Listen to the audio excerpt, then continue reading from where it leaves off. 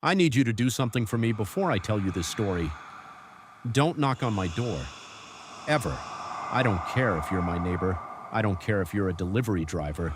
I don't care if the house is on fire. Whatever is outside cannot come in unless we invite it, and we are never inviting it again. Let me tell you why. My wife and 2 boys were in Phoenix for the week.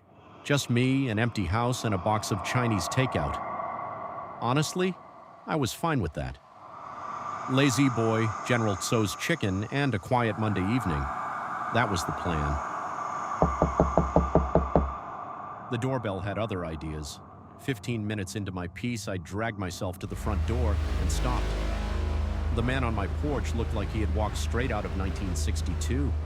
3-piece tweed suit, gray fedora, brown leather briefcase, a vintage Hoover vacuum at his side. His shoes were polished so perfectly I could probably see my own confused face in them. He smiled, teeth unnaturally white, unnaturally straight, and in the smooth voice of an old radio announcer said, "Good evening, sir. I'm here on behalf of the Hoover Company. If I could come inside, I'd love to demonstrate the marvels of the modern home vacuum." I actually laughed. I asked if Hoover was celebrating some kind of anniversary. He didn't break character for even a second. I told him no. His smile dropped instantly, like someone cut a wire. "You won't let me in?" "No." "Why not?" "Because it's my house and I don't need a reason." He stared at me with empty eyes. Then, in almost a whisper, almost desperate, he said, "Please?" I slammed the door. But through the frosted glass, I could still see his silhouette, just standing there, not moving, not leaving, just standing on my porch in the dark for 3 full minutes until I swung the door back open and threatened to call the police. He walked backward off the porch, eyes locked on mine the entire time, smile never fading, until he hit the sidewalk, turned, and disappeared into the night. I locked the door, told myself it was nothing, and went to bed. At 1 a.m., the doorbell woke me. A blinding flashlight.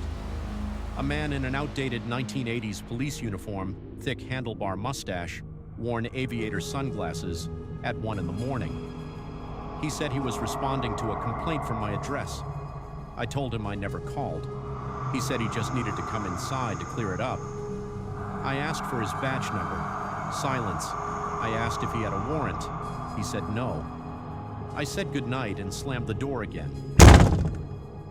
He banged his fist on it for 15 minutes before giving up.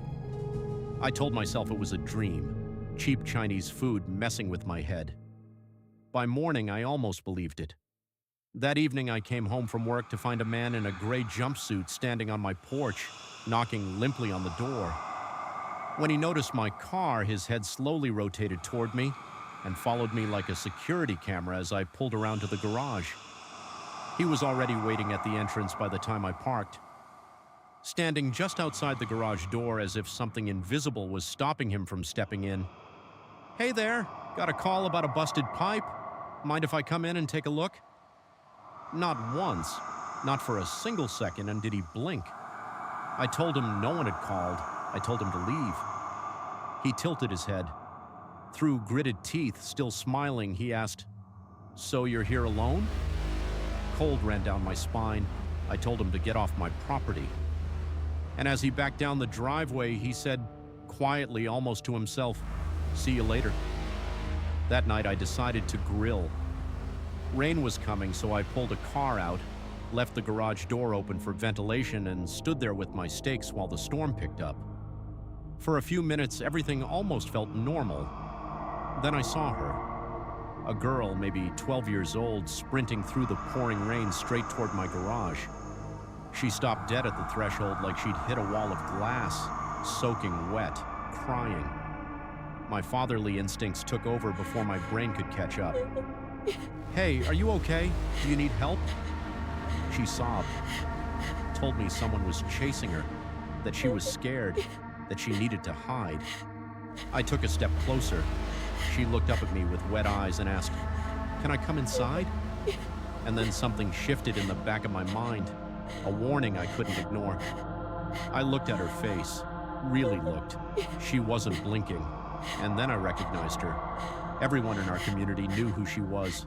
The Johnson girl, taken while riding her bike to a friend's house the previous summer, searched for by the whole neighborhood for weeks. Her parents on the local news every night begging for her return. Her body was found in a reservoir in September. She was wearing the exact clothes from the news report. White long-sleeve shirt, dark jeans with mud stains at the knees. The crying stopped.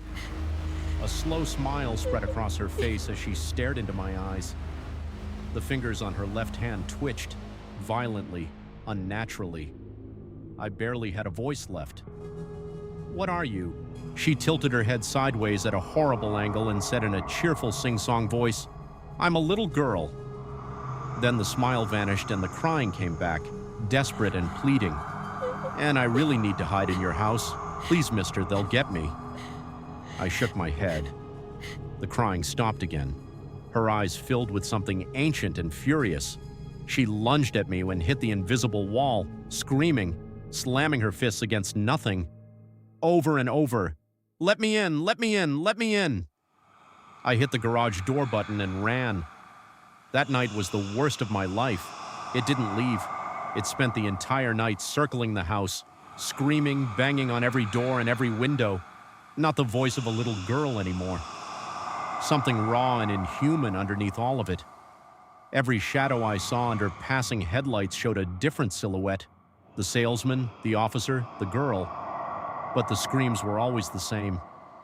I spent the night in the upstairs bathroom with my back against the door. Then, exactly 30 minutes after sunrise, silence. I checked every window. Not a scratch, not a broken branch, nothing. This happened every night for days. Every evening at 7 p.m., a knock, a voice asking to come in, sometimes an old woman, sometimes a teenage boy. Once it tried a Russian accent that somehow melted into a southern drawl halfway through the sentence. Every night it grew angrier. Every morning it disappeared at sunrise. I had to leave eventually. My family was flying home and I needed to pick them up. I watched the garage for 10 minutes before working up the nerve to pull out. Seeing my wife and boys felt like oxygen after days of drowning. My wife took one look at me and said I looked terrible. I tried to explain everything on the drive home. The salesman from the 60s, the fake cop, the dead girl at my garage. My youngest asked if I'd been smoking weed. My wife rubbed my arm and suggested I was just stressed. 7 o'clock came and went with nothing. 8:30, 9:45. My wife pulled me to bed and rubbed my shoulders until I fell into the deepest sleep I'd had all week. In the morning, I felt human again. I made coffee, scrolled my phone, thought, finally, that it was over. My oldest son came downstairs, opened the cupboard for cereal, and with his back to me said, "Hey, Dad, why did you need me to let you in last night?" "Don't knock on my door. We don't know who we can trust anymore. All we know is, whatever is outside cannot enter unless we invite it in, and we are never opening that door again." If you want more stories like this, subscribe. I post every week, and keep your doors locked.